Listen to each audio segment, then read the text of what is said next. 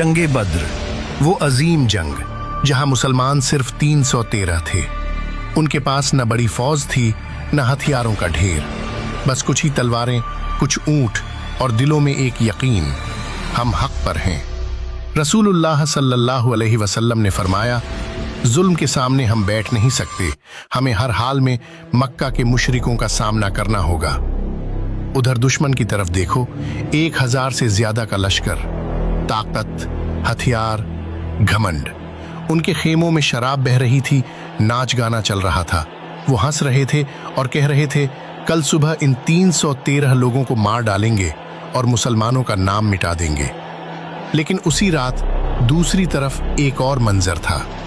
रेगिस्तान की खामोश रात में रसूलुल्लाह सल्लल्लाहु अलैहि वसल्लम अपने रब के सामने खड़े थे, हाथ उठे हुए, आंखों से आंसू बह रहे थे और दुआ कर रहे थे, या अल्लाह, अगर ये 313 कल जंग में शहीद हो गए तो इस धरती पर तेरा नाम लेने वाला कोई न रहेगा।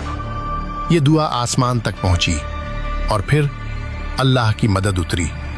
आसमान से फरिश्ते उतरे मुसलमानों की मदद के लिए। फिर रेगिस्तान की रेत पर एक ऐसी घमासान जंग हुई जिसने इतिहास बदल दिया।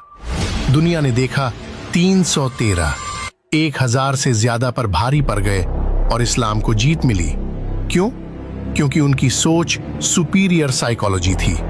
उन्हें पता था, अगर जीत गए तो हक जिंदा रहेगा और अगर शहीद हो गए तो इससे बेहतर मौत कोई नहीं।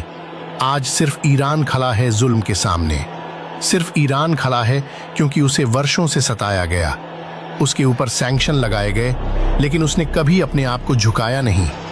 और इस्लाम का उसूल है, अल्लाह सिर्फ उसकी मदद करते हैं जो हक पर खड़ा हो, जो जालिम की आंखों में आंखें डालकर उसके खिलाफ खड़ा हो और उसे नेस्त व नाबूद कर दे।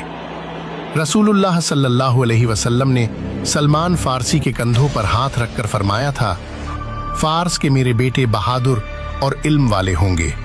अगर उन्हें इल्म हासिल करने के लिए सुरैया तक भी जाना पड़े तो वे वहां से भी इल्म हासिल कर लेंगे। वे हमेशा जुल्म के खिलाफ खड़े रहेंगे और खुरासान से एक लश्कर निकलेगा जिसके हाथों में काले झंडे होंगे। वे आगे बढ़ेंगे, जालिमों के खिलाफ लड़ेंगे और इमाम मेहदी के साथ खड़े होंगे। फिर वे बढ़ते हुए मस्जिद अक्सा तक पहुंचेंगे और वहां अपना झंडा गाड़ देंगे। उन्हें रोकने वाला कोई नहीं होगा और जो जुल्म के साथ खड़े होंगे सब के सब पस्त कर दिए जाएंगे। और ये शायद वही जंगे अजीम होने जा रही है जिसके बारे में हदीस में आया है, मलहमा कुबरा।